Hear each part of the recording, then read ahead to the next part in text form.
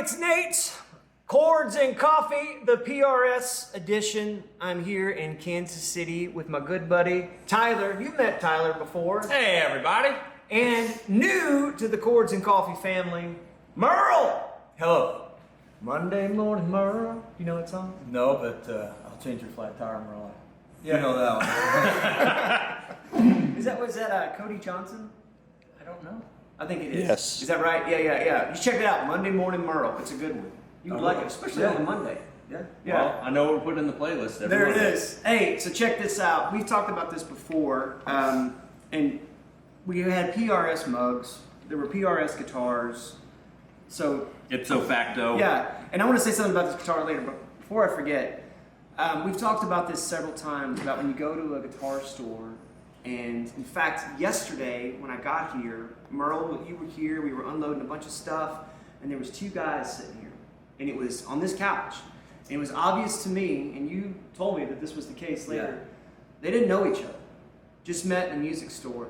You know, you go to a music store, you're liable to meet another guitar player, right? It's gonna happen. Exactly. And so they had just met, and one guy was he was brave enough to sing, which I thought was awesome. Yeah. And so he was singing a song, and the other guy, was like kind of noodling around, and next thing you know, they're playing together. Yeah. And I don't know if there is a better example, a better reason for music to exist than to bring total strangers together and create kind of like this sense of unity. They didn't even know each other, and the guy was playing a song that he wrote, so the other guy, there's no way he could have known it. So as I'm watching that sort of unfold and going, that's really cool, it struck me that we've talked a lot about how to do that and just how to approach that, but I don't know that I've actually demonstrated it in real time. And so as we were getting ready this morning, these two wonderful gentlemen were froggy enough to say, yeah, we'll do that. And so what we're going to do, unrehearsed. Never played together before. No, I mean, Tyler and I have played together, but like this trio. Yeah, this has never happened. And actually, you and I haven't. We've just kind of noodled together, and we've done some recording. But all that to say this is that this is live in real time, mistakes and all. And what we're going to do is we're going to jam something. We're going to conjure this up out of the ether. And then after we do that, I think it'd be cool to talk about it and just talk about thought process in terms of okay, so you were doing this thing and maybe I didn't quite know what you were doing. And so here's what I'm going to do is I'm going to be that guy I'm going to set the chords at first. Perfect. And I'm going to do something I would call it maybe like a level 2. Mm-hmm. So that it's not just a basic thing. And then I think later we should do something where it's like over just one chord and maybe just like some different examples. Yep. So without much further ado, I'm going to play a chord progression. Let's go. And then we're going to jump into it. I'm scared, man. Well, you ought to be. So here we go. We could fall. By the way, I have totally slept on the PRS Starlet. This has the biggest and chunkiest neck, and I love it. And anyway, there's that. Told you I wouldn't sell you anything. And here we are. I know. Seriously, it's got a great neck on it. All right, so I'm gonna do a blues and G thing. And it's gonna go something like this.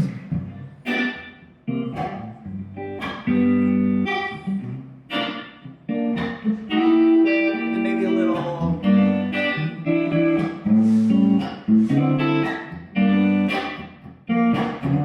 right, get in here a little bit.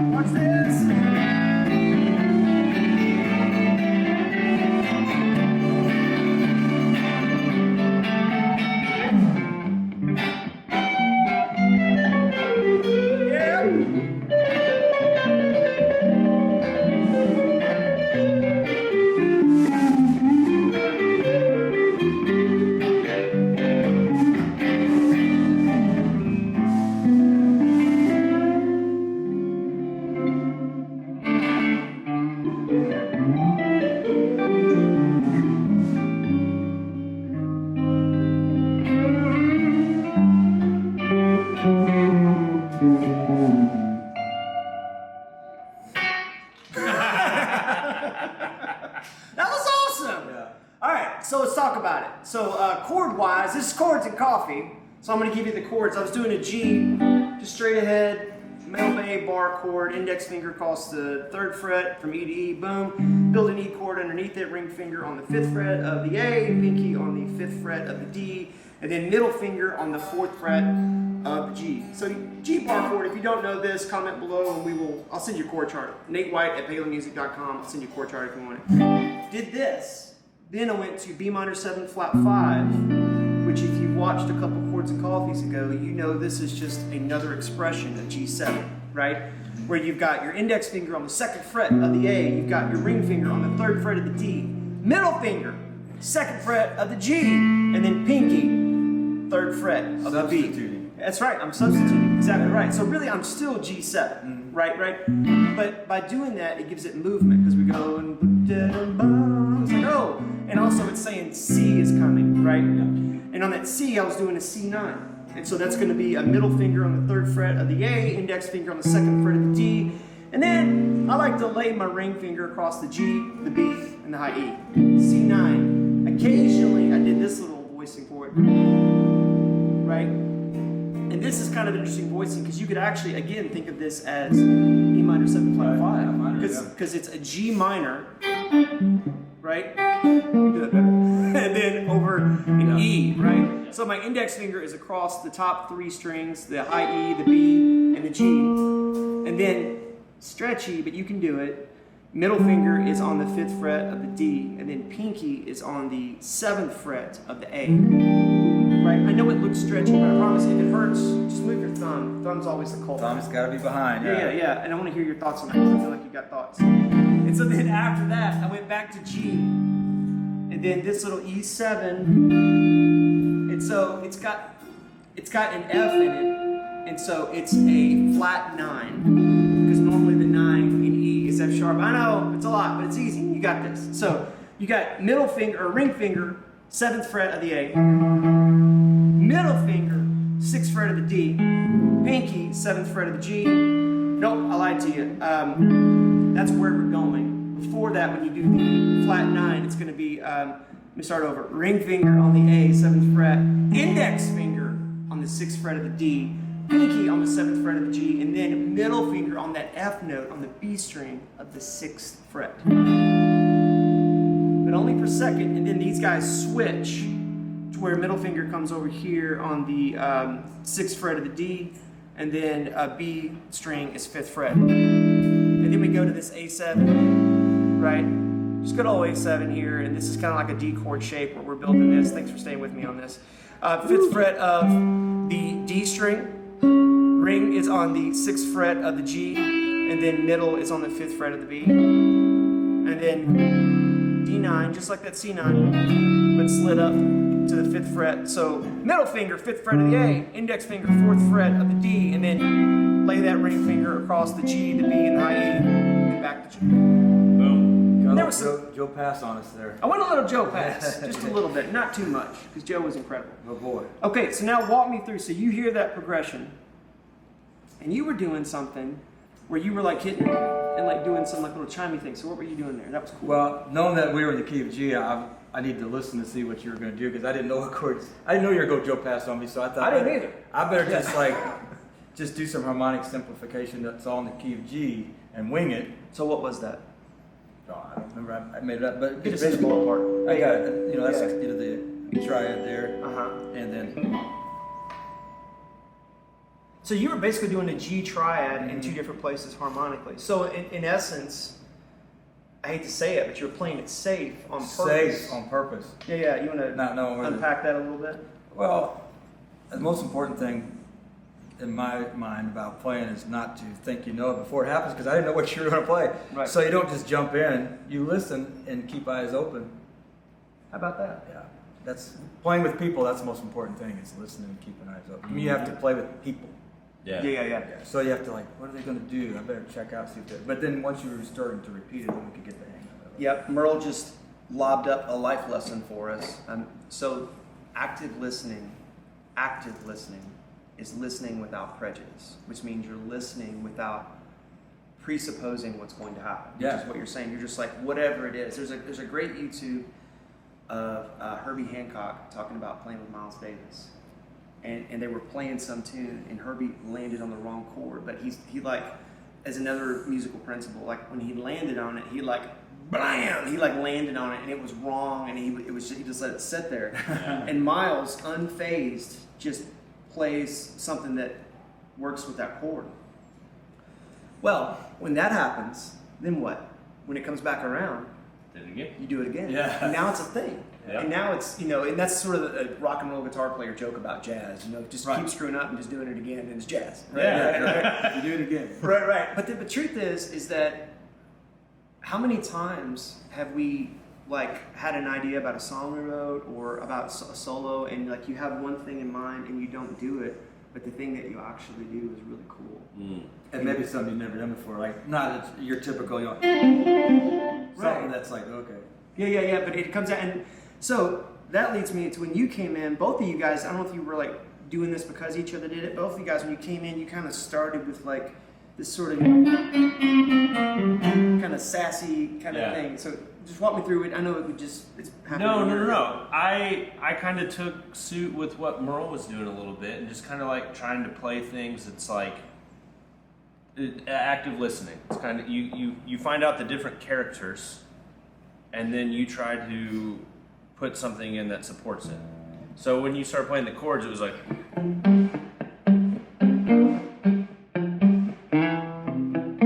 more staccato, just kind of like, okay, I'll put a little bit Can of... you show them kind of specifically what you're doing there? Yeah, so I was going to the flat 7 to the 1.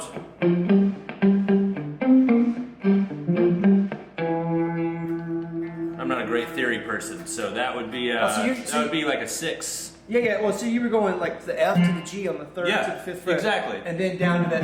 Yeah, because I didn't know. I was like, well, I know that's some part of the 4th going on there, but it was just like kind of picking out, trying to stay neutral enough to where any chords you put on top of it, I'm probably hitting something that would most likely be in it, and if not, and shimmy my way around, and then getting into the solo, doing like a, just kind of like doing intentional. That little lick there. That's so, cool. So whole step.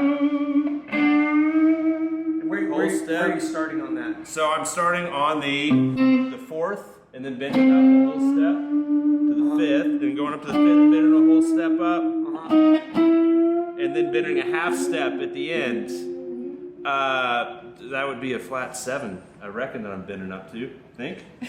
Well, I'd have to look at it again, but what's cool about a lick like that is that when you come out of the gate with something like that, it's like it like immediately like whoa, and that's another thing is I feel like in things like this, like you want to play it safe when we're getting the lay of the land, but then also you kind of want to push it a little bit. Well, my thought in that is like creating a motif.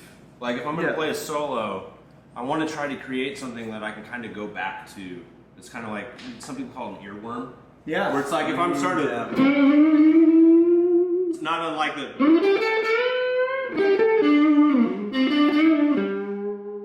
It's kind of back to Hotel thing. California. Yeah, it's kind of like exactly. It's like something that you hear that you're like, okay, like I'll try to create something I can kind of reference a couple times. And when you bend like that, it's a really, I hate to use the word cheating because it's not, but you can, if you're in the middle of a bend and you hear a chord change to something you're not, you're on defense. Yeah. And you can kind of, and it's like the difference if you, a major and a minor, it's like,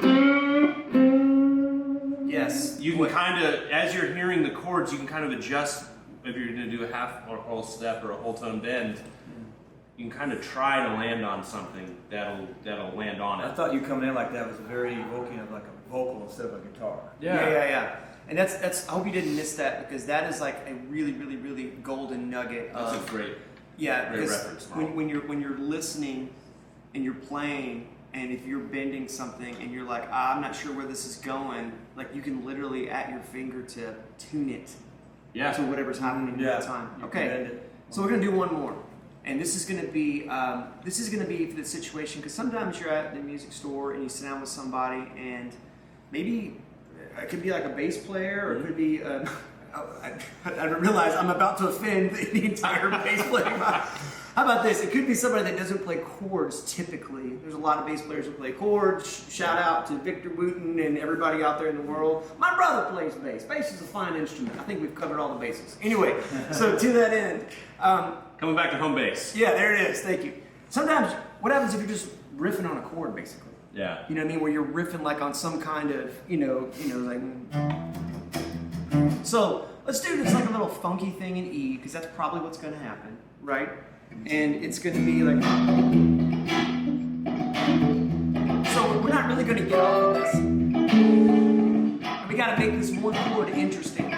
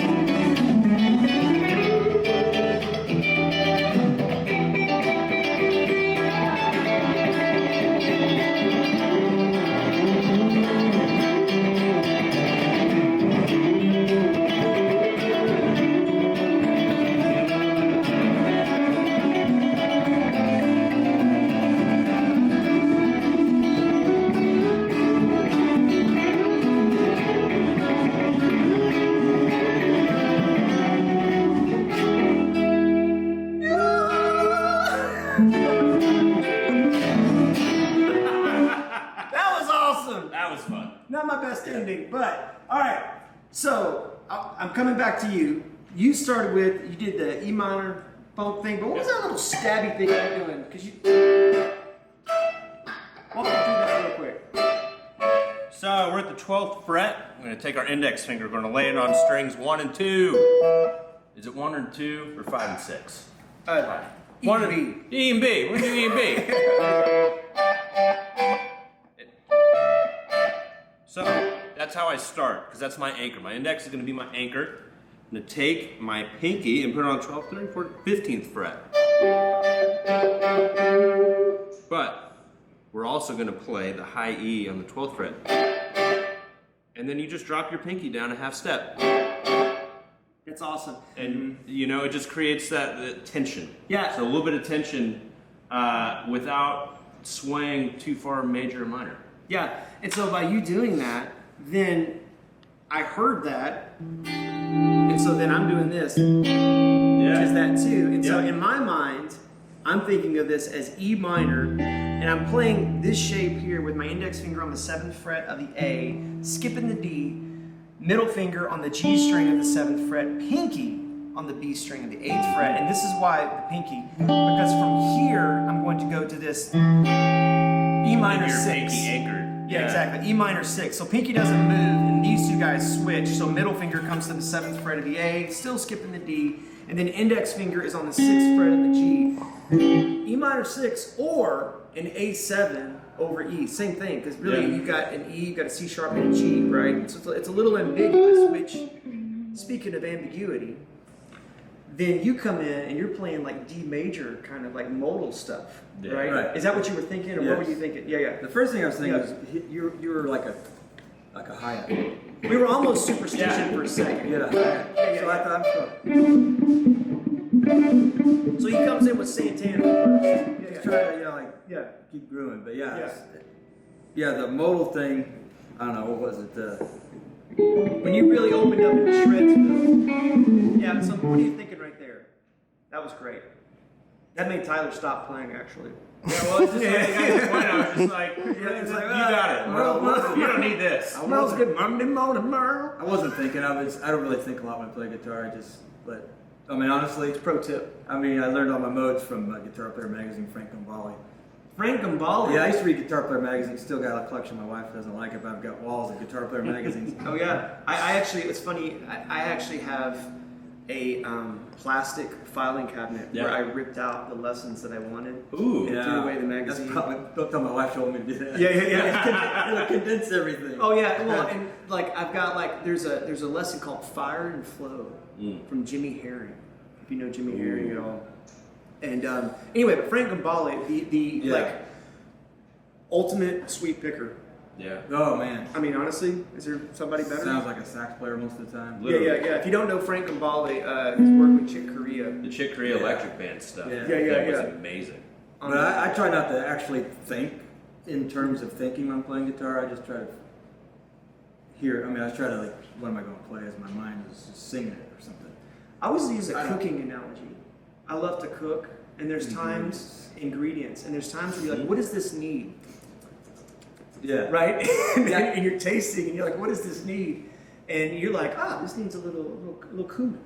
You know what I mean? A little cilantro. I don't know. Yeah. And so you came in there, and so you played that. To me, it looked like you were building it out of this D shape, like that. Right? Yeah. Probably. Yeah. Wasn't I up here though? Oh, so you just went to A major. Yeah. Yeah, so then you were thinking, so if he's playing A major and we're playing E, what mode is that? He's playing A major, we're playing E. So the algebra is this: is E is the X of what? Or E is the X of A. Sorry. So E is the fifth of A, and so E mixolydian would be playing an A major scale over. Yeah, exactly. Which, by the way, I was just talking about an A7, and so when he came in with and then but you played the G natural, didn't you? Did you played this note, right? Yeah. No, see, we're playing D major. No. Because you got D, C sharp, A, that G Right. natural. It was. I went somewhere else to do that. I did that somewhere else in the point. Yeah. So you weren't playing D major. So never mind. Forget Mixolydian. It's Dorian. Back to you. Dorian. Yeah. yeah. That G natural. Yep. Dorian. Yeah. Absolutely. So all that to say this is that we could have done that E jam for about. I mean, we could have done that for another 10 minutes. Yeah. Take it all different places. Yeah. It's a great example of when you're sitting down with some other players, like because you did that, all of a sudden you like reinvented that E jam and it made it fresh and introduced a new sound to it. And if we would have stayed on that for a while and then gone back to just a straight ahead like minor six kind of thing, that minor funky thing, then that would have been fresh again, right? Yep. And so just in that going between the two modes, in fact, I mean, that was a much like raw kind of scaled down rock and roll version of it, but that's like the whole, modal kind of blue milestones jazz thing is like just going back and forth between two modes. Yeah. So next time you're in a guitar shop, and I know of a really good one, Palen Music, right? Especially if you're in the Kansas City area, you need to come here and you need to see these two guys because these guys are awesome. But just sit down with somebody and just try to play. Yeah. And you might be saying, well, Nate, I don't know if it'll sound that good or it'll sound way better. Either which way, right? But it doesn't matter because the whole thing is that what's really cool is I feel like I know more about you. And I feel like we're closer. Yeah. When Having done that. Exactly, when we do these things, because what's happening is you are extending trust. And that's another way where music just makes us better, right? Hey, I appreciate y'all watching. You are the most encouraging group of guitar players on the internet. Thanks for hitting that subscribe button. Thanks for hitting the like button. Thanks for tuning in every morning and sharing just the snot out of these videos. It helps us, and we're building something pretty awesome here. We will see you next week for another Chords and Coffee. Monday morning, Merle.